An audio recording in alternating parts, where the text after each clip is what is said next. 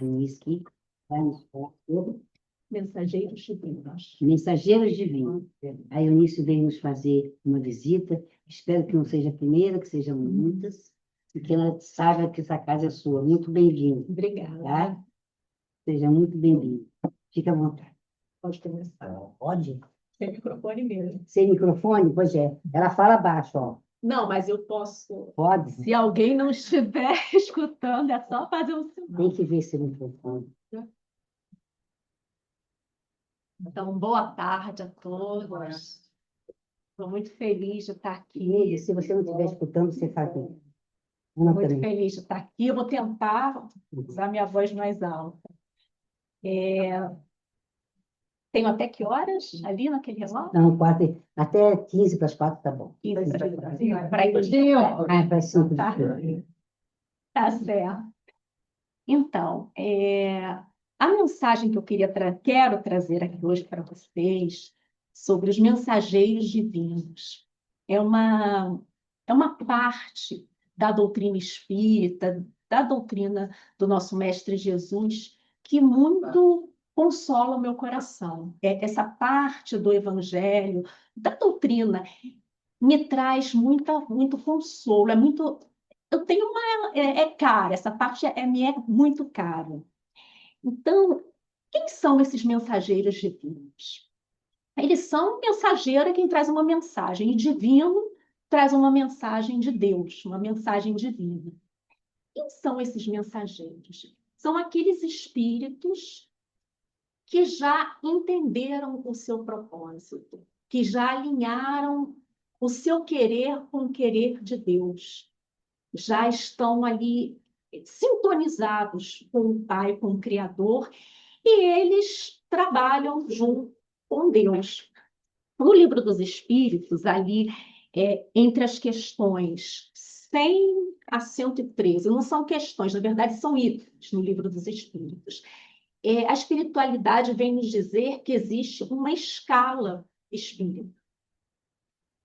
Há uma hierarquia entre os espíritos. Nós somos criados iguais, simples e ignorantes, mas ali, a partir da nossa criação, nós vamos nos desenvolvendo, vamos vivenciando, ora no plano físico, ora no plano espiritual, porque algumas coisas a gente só aprende na matéria, no mundo físico, outras a gente precisa aprender no mundo espiritual. Então, vamos ali passando por vivências, por experiências, e segundo o nosso livre-arbítrio, vamos escolhendo e vamos ascendendo nessa escala espiritual. Essa hierarquia é baseada em quê?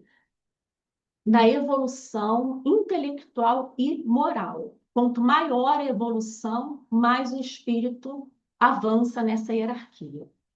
E na questão 112 e 113, eles vêm nos falar sobre os espíritos puros, os espíritos crísticos, aqueles que já percorreram toda a escala, estão no topo. Então, a gente começa ali na base da escala, vamos aprendendo com as experiências, vamos ascendendo e chegamos ao topo, todos nós vamos chegar ao topo, que é aquela... Nós chegamos a ser espíritos puros, espíritos crísticos, que é aquele espírito que já conseguiu se desvencilhar da matéria. Então, é um espírito que não sente mais orgulho, egoísmo, inveja, vaidade. E aqui no Livro dos Espíritos é dito que eles são os ministros de Deus, eles já conseguiram se conectar totalmente com Deus, eles conseguem entender Deus. E por isso Jesus falava que é um espírito puro, ele dizia que eu e o Pai somos um. Por quê? Porque já houve essa sintonia total com o Criador. Então, esses espíritos, aqui também é dito que eles gozam de uma felicidade que nada abala, uma felicidade inabalável. E eles trabalham junto com Deus pela harmonia do universo. Essa felicidade deles não é uma felicidade ociosa, eles não ficam ali repousando num mundo feliz. aproveitando a vida, né? Aproveitando essa felicidade. Pelo contrário, eles trabalham e trabalham muito. Trabalham junto com Deus, como ministros, é essa palavra que o livro dos Espíritos usa. Eles são ministros de Deus, trabalham pela harmonia do universo e trabalham auxiliando a caminhada daqueles espíritos que estão na retaguarda, ou seja, todos nós, que ainda não atingimos o cume dessa escala. E logo abaixo desses espíritos, também existe um grupo na escala que ainda precisa aprender algumas coisas, aparar algumas arestas, mas já são considerados bons espíritos. Também já trabalham, já entenderam que a felicidade é trabalhar para o bem do próximo. Então, eles também nos auxiliam, os bons espíritos e os espíritos puros. Eles são os mensageiros divinos. E aí, avançando mais um pouco no Livro dos Espíritos, ali pela questão 489 a 524, vem essa parte que me é mais cara na doutrina, que fala dos anjos guardiães. Então, o que diz aqui? Que cada um de nós, quando reencarna, nós recebemos como um presente do Criador um espírito superior que vai nos auxiliar, vai nos tutelar desde o início da nossa caminhada. E muitas vezes esse espírito nos acompanha nessa encarnação, depois da desencarnação no mundo espiritual, e às vezes por várias encarnações, idas e vindas, esse mentor está ali ao nosso lado, nos auxiliando, e aqui fala que ele vai nos tutelar, nos auxiliar, nos mostrar o caminho, nos inspirar para que tomemos boas decisões. Então, esses espíritos, eles estão aí justamente para nos ajudar mesmo, nos amparar, como um irmão mais velho, um mentor, nos amparando na nossa caminhada. E o Emmanuel fala no livro Religião dos Espíritos que esses mentores, eles nos tratam com muita benevolência, eles têm muita compaixão das nossas fraquezas, das nossas dificuldades, nossa inferioridade moral e intelectual. Então, eles agem como um adulto que está com uma criança ali aprendendo a caminhar e eles entendem as nossas dificuldades, as nossas fraquezas, mesmo se, assim, quando a gente precisa conhecer uma verdade sobre a vida, ou uma verdade a nosso respeito, ou a respeito de alguém, de uma situação, eles buscam trazer essa verdade muitas vezes de forma homeopática para que a gente não sofra tanto, para que a gente consiga aprender com o mínimo de sofrimento necessário, mas sempre vai depender do nosso livre-arbítrio. E o Emmanuel também fala que a ação desses espíritos é vital, né? A palavra que ele usa é vital na nossa caminhada. A gente não teria condições de transitar com todas as nossas fraquezas, as nossas limitações, por um mundo como o nosso, de provas e expiações, se nós não tivéssemos o amparo desses espíritos. Então, eles estão aí o tempo todo nos amparando. Mas como que eles agem? Então, eles nos protegem, nos amparam, mas eles sempre respeitam o nosso livre-arbítrio. Eles nunca, jamais interferem no nosso livre-arbítrio. Mesmo que eles percebam que nós estamos caminhando por uma estrada que não vai levar a um bom lugar, que a gente esteja fazendo escolhas erradas, eles nos inspiram, nos mostram, e nos mostram como? De várias formas. Através de um livro que a gente lê uma página, ou de uma palestra, ou da conversa com um amigo. De alguma forma, eles fazem aquela mensagem chegar. Mas se a gente não quer seguir, eles respeitam o nosso livre-arbítrio, eles nunca interferem. E outra coisa também é que eles protegem, mas eles sabem a hora certa de intervir, o que eles precisam nos auxiliar e aquilo que a gente tem que passar, caminhar pelas nossas próprias pernas. Então, o Emmanuel também fala que a gente não deve ficar contando sempre com eles, achando que eles são ali nossas babás, né? Vão estar sempre ali para nos livrar dos acontecimentos mais difíceis. Não, a gente precisa caminhar pelas nossas próprias pernas. Então, eu trouxe como exemplo a libertação do Pedro, apóstolo Pedro, que está no Atos dos Apóstolos, capítulo 12, versículo 10. O Pedro, né, após o desencarne de Jesus, ele, ali na missão dele, em algum momento, ele foi preso em Roma. Ele foi recolhido a uma prisão pelos romanos. E conta ali o Evangelho que ele estava nessa prisão, acorrentado, né, uma prisão ali como se fosse hoje de segurança máxima, né, para conter os cristãos. E à noite apareceu um anjo, e a gente pode supor que era o espírito protetor do Pedro.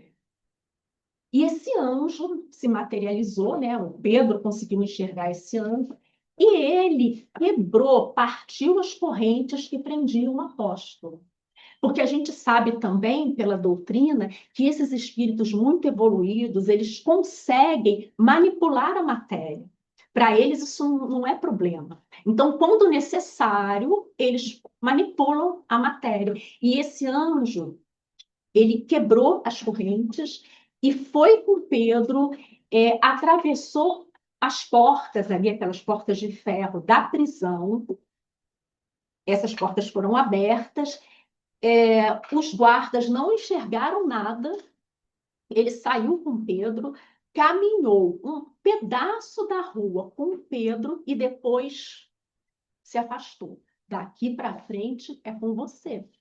É o que eles fazem com a gente. Então, claro que, na maioria das vezes, no nosso caso, o nosso espírito protetor, o nosso anjo guardião, não vai agir dessa forma tão assim ostensiva. A gente não vai enxergar o espírito, ele não vai quebrar uma corrente. O Pedro era diferente, porque um apóstolo, um espírito escolhido diretamente por Jesus, ele tinha uma missão muito grande e provavelmente era um médium assim, né, ostensivo. Ele conseguiu enxergar esse anjo, né, o guia espiritual dele, e teve esse auxílio, mas dali para frente ele precisou caminhar sozinho. E é assim que a espiritualidade amiga, os nossos protetores, é assim que eles agem com a gente.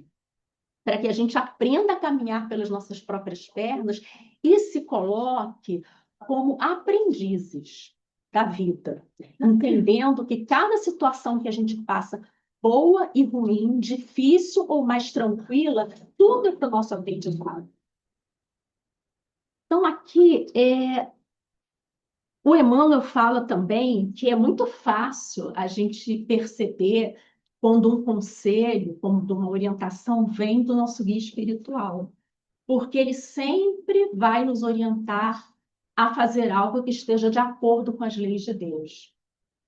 Então, por exemplo, se uma pessoa nos ofende, ele, e a gente sente uma vontade de também essa pessoa eu vou me afastar, quando ela precisar eu também não vou ajudar, o meu coração está fechado para essa pessoa. Nunca vai ser um conselho do nosso guia espiritual. Ele sempre, né, para a gente poder analisar ali. Que às vezes a gente tem dois pensamentos conflitantes, o nosso guia espiritual sempre vai nos orientar a perdoar, a ajudar, se aquela pessoa, né, esse é um exemplo, se aquela pessoa precisar, ainda que a gente precise se afastar dessa pessoa, mas se ela precisar lá na frente, que a gente ajude. Então, para a gente sempre parar e tentar discernir, né, esse pensamento e esse. Qual que vem do meu guia espiritual? E essa orientação do nosso guia espiritual é sempre para o nosso bem. Se a gente seguir, sempre vai acontecer o melhor para a gente. Eles estão sempre do nosso lado, eles nunca nos desamparam, e eu queria ler aqui um pedacinho, né, do Livro dos Espíritos, que é assim, uma parte que eu acho maravilhosa, né? Que me tocou muito quando eu comecei a estudar o Espiritismo, que eu li essa parte aqui, na questão 495, uma parte da resposta, falando dos anjos guardiães. É uma doutrina que deveria converter os mais incrédulos pelo seu encanto e pela sua doçura, a dos anjos guardiães.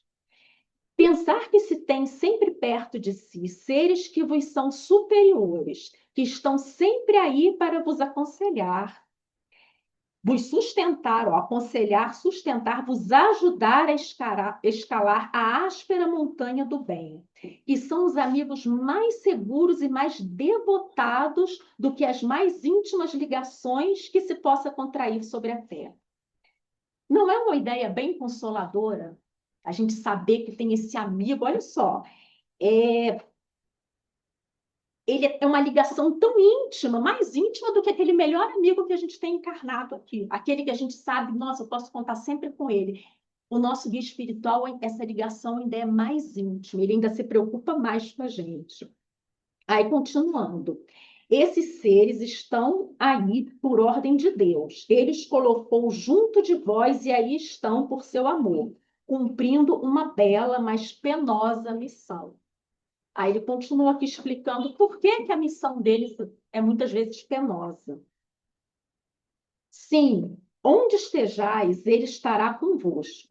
As prisões, os hospitais, os lugares de devassidão, a solidão, nada vos separa desse amigo que não podeis ver, mas do qual vossa alma sente os mais doces estímulos e ouve os sábios conselhos. Então, gente, ninguém está sozinho. Não importa onde a pessoa esteja, o que ela esteja fazendo, às vezes a gente acha que uma pessoa ali, um espírito que está no erro e que acabou cometendo um deslize, um crime, está recolhido numa prisão. Ali nas prisões, os anjos guardiões estão ali, estão auxiliando esses espíritos, eles não estão abandonados. No hospital, nos lugares de devassidão, as pessoas que estão entregues ao vício, vício em álcool, em outras drogas, em jogos, em sexo, não importa.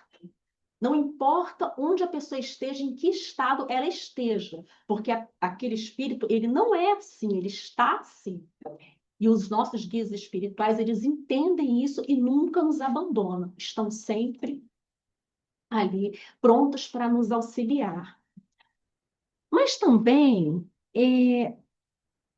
como que a gente pode sentir esse auxílio e ouvir os conselhos? Como que a gente pode ser ajudado por eles?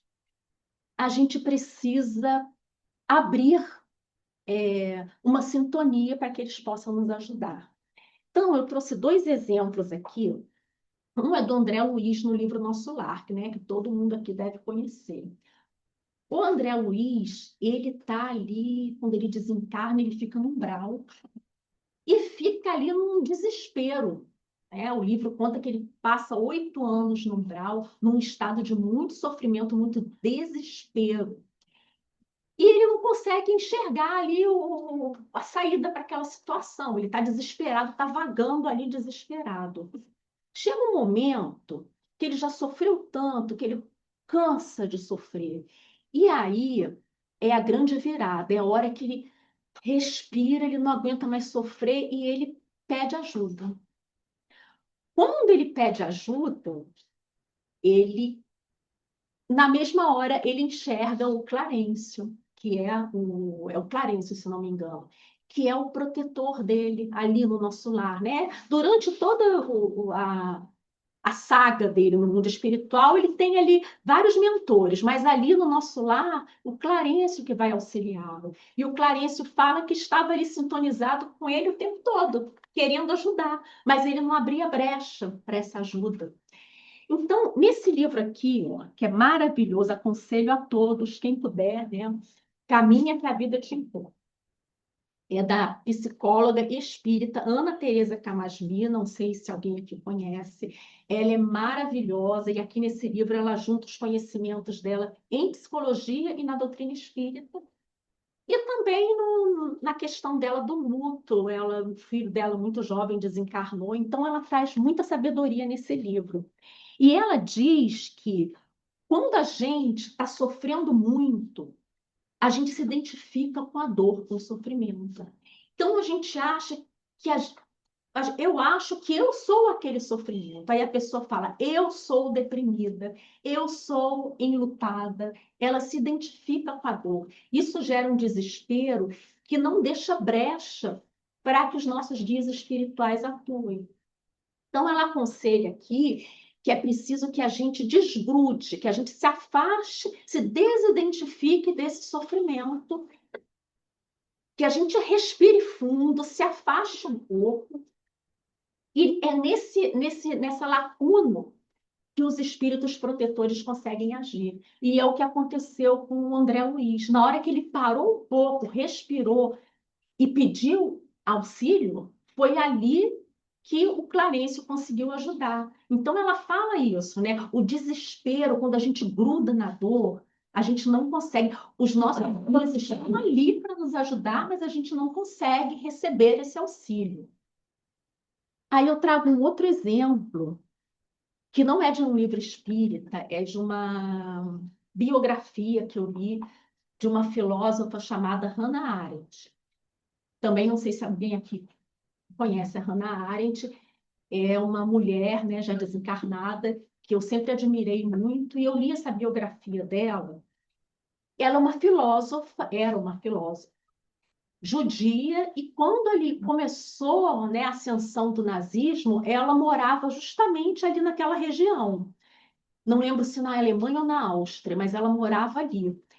E ela, com um grupo de intelectuais judeus que estavam sendo perseguidos, ela junta ali aquele grupo e eles começam a fugir. Primeiro eles vão para a França, e aí quando Hitler invade a França, eles continuam fugindo porque eles tentam ir para a Espanha e da Espanha embarcar para as Américas.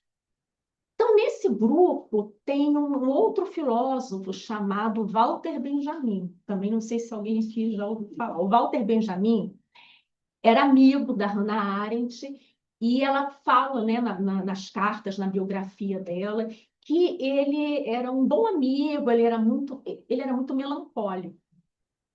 E ele estava ali naquele grupo, eles chegam na fronteira com a Espanha, estão ali hospedados numa pousada, e quando eles conseguem chegar ali, né, a fronteira é fechada. E todo mundo fica, imagina a situação, né? Os nazistas chegando, eles bem prestes a atravessar a fronteira é fechada. E o Walter Benjamin, ele se desesperou muito. E quando eu li essa parte do livro, eu fiquei muito triste, porque qual foi o desfecho? Ele se desesperou e ele imaginando o que aconteceria com ele, caso ele fosse pego pelos nazistas, ele entrou para o quarto e tirou a própria vida. Ele teve uma overdose de morfina e acabou sendo achado depois pelos companheiros, já sem vida no quarto. E por que isso é triste? Porque 24 horas depois as fronteiras foram abertas. E todo aquele grupo ali conseguiu passar para a Espanha e conseguiu se salvar. A Hannah Arendt, a família dela e o núcleo mais próximo, que era o marido e a mãe, todos os três conseguiram se salvar, embarcaram e foram para os Estados Unidos. E fizeram vida lá nos Estados Unidos, inclusive depois ela foi cobrir o julgamento de Nuremberg. Então, assim, ele poderia ter se salvado.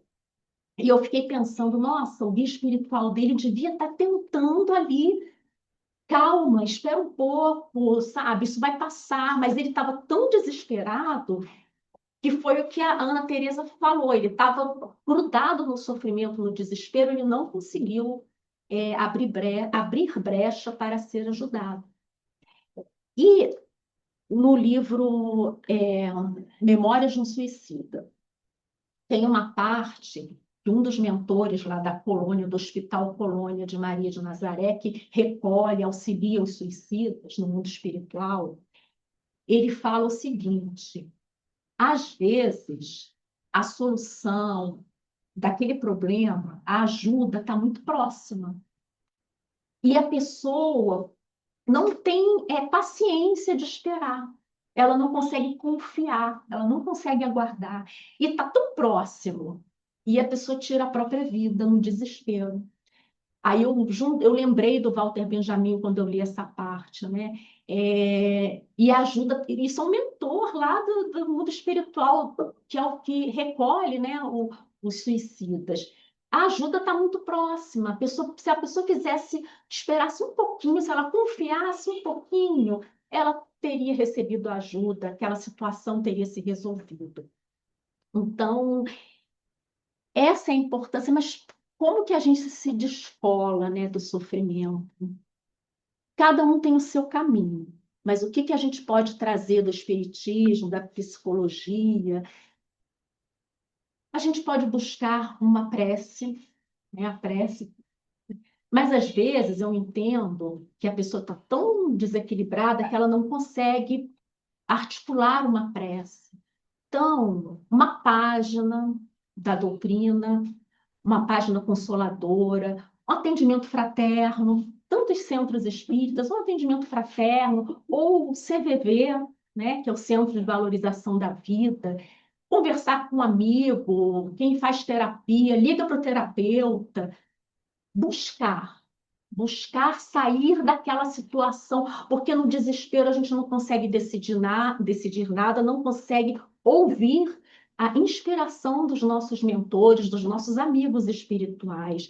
Então, silenciar a mente, né? A gente precisa ter esse momento de silenciar a mente para que a gente consiga obter essa ajuda, que está sempre ali ao nosso lado. Então, a gente sabe que cada um de nós, então, tem os nossos protetores.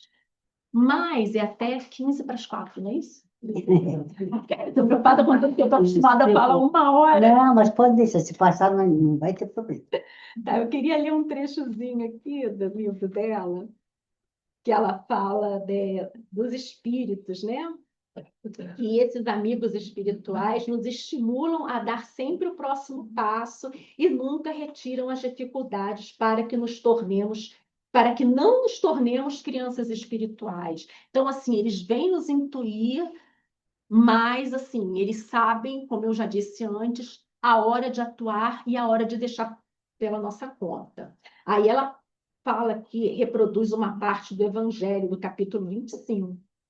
Os espíritos não vêm isentar o homem da lei do trabalho, vêm unicamente mostrar-lhe a meta que lhe cumpre atingir e o caminho que a ela conduz, dizendo-lhe: anda e chegarás, toparás com pedras, olha e afasta-as tu mesmo. Nós te daremos a força necessária se a quiseres empregar. Então, gente, no desespero, quando a gente pede ajuda, é para saber, assim, eles não vão tirar o problema, não vão resolver o problema para a gente, mas vão mostrar o caminho, vão nos acalmar, vão, sabe, nos inspirar a tomar uma decisão melhor, porque às vezes a gente está numa encruzilhada, qual decisão que eu vou tomar? Às vezes é difícil. E eles vão, né, se a gente estiver aberto, eles vão realmente nos orientar. Mas para isso a gente precisa silenciar a nossa mente.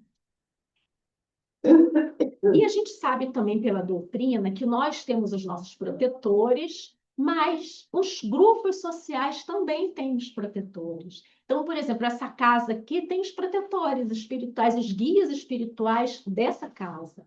De todas as casas espíritas, dos templos, das mais diversas religiões, aquelas sociedades que estão devotadas ao bem, elas têm os protetores que estão ali, né, intuindo, né, inspirando os dirigentes, os trabalhadores, as famílias também, né? Cada família tem ali os seus protetores, as cidades, os estados, a gente sabe, né, pela psicografia do Divaldo Franco, que o Brasil tem um guia espiritual, né, que tem um nome, né, se nomeou como Ismael. É o guia espiritual do nosso planeta. desculpa, do nosso país, do Brasil. A missão dele está sendo bem penosa, mas a gente está ali acompanhado, estamos juntos. E quem é o guia, o mentor maior do nosso planeta? É o nosso Mestre Jesus. E aí o que eu queria trazer? Jesus, no livro A Caminho da Luz, o Emmanuel nos fala que Jesus, ele já era o espírito crístico, o espírito puro, aquele do topo da escala evolutiva, totalmente, né, desenvolvido totalmente o intelecto, a razão e o amor.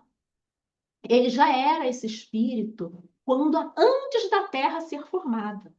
Então, o Emmanuel conta que quando a Terra se desprendeu da nebulosa solar, isso há milhões de anos, Jesus, ele estava ali e ele recebeu de Deus a missão de conduzir o nosso planeta. Então, ele co-criou com Deus o nosso planeta. Porque, como eu disse antes, esses espíritos, eles manipulam a matéria. Para eles, isso não tem nada de difícil. Então, ele conduziu ali, junto com uma equipe de espíritos superiores, conduziu toda a formação geológica da Terra, as condições exatas para o surgimento da vida. E o Emmanuel também conta que ele, quando a Terra chegou, né, àquelas condições de surgir a vida, ele buscou Jesus, buscou no espaço o germe da vida e trouxe para o nosso planeta. Acompanhou as primeiras formas de vida, o surgimento da espécie humana, e ele nos acompanha desde sempre.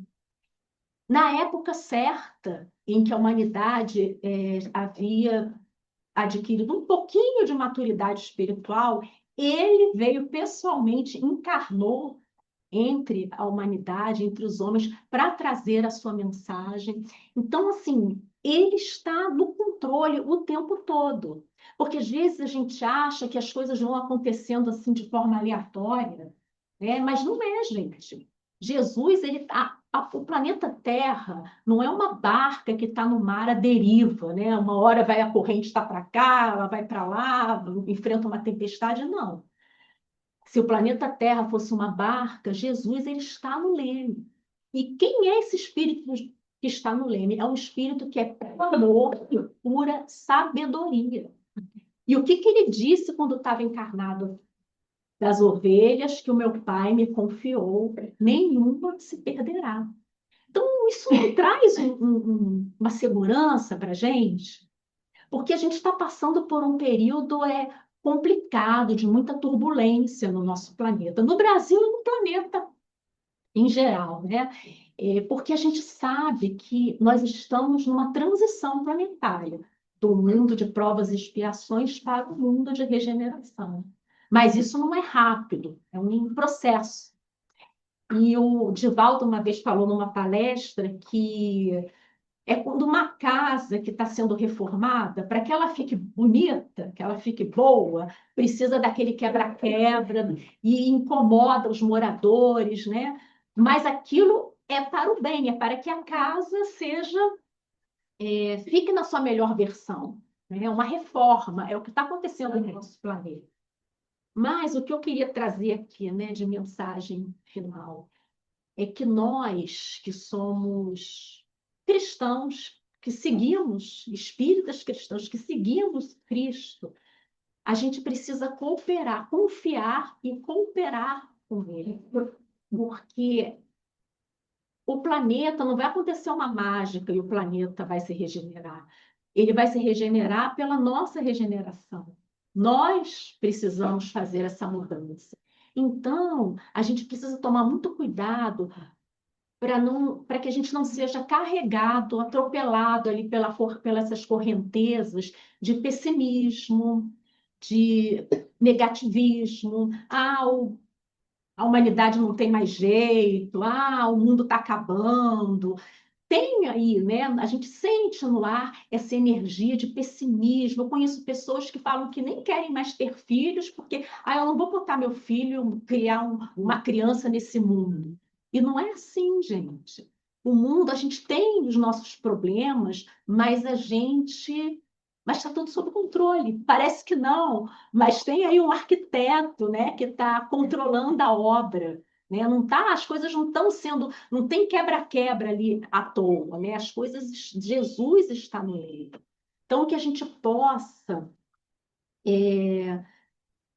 vibrar de forma positiva, né? Como Jesus nos aconselhou, brilhe a vossa luz. Isso é uma responsabilidade. Quem segue Jesus tem uma responsabilidade de fazer brilhar a sua luz e espalhar essa luz, né? A gente tem a responsabilidade de controlar os nossos, vigiar os nossos pensamentos, estar em oração e contribuir para os ambientes que a gente transita.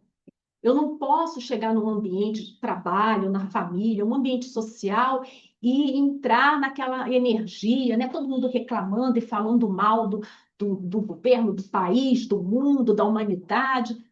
Eu tenho, como seguidor de Cristo, como seguidores de Cristo que somos, a gente tem essa responsabilidade de levar uma energia de luz, de amor, de equilíbrio para todo o ambiente que a gente transitar, né? Essa é a nossa responsabilidade, essa é a forma com que nós, mesmo sendo tão imperfeitos, mas que a gente colabore com o trabalho do Cristo, para que a gente comece a limpar essa psicosfera do planeta, que no livro Voltei, o irmão Jacó, né, o livro Voltei, ele, quando ele sai ali da Praia do Flamengo com o doutor Bezerra de Menezes em caravana, que ele vai atravessar o umbral para chegar na cidade espiritual para onde ele ia ser levado, ele olha para trás e ele não vê o planeta azul, ele vê um planeta cinza, um planeta escuro.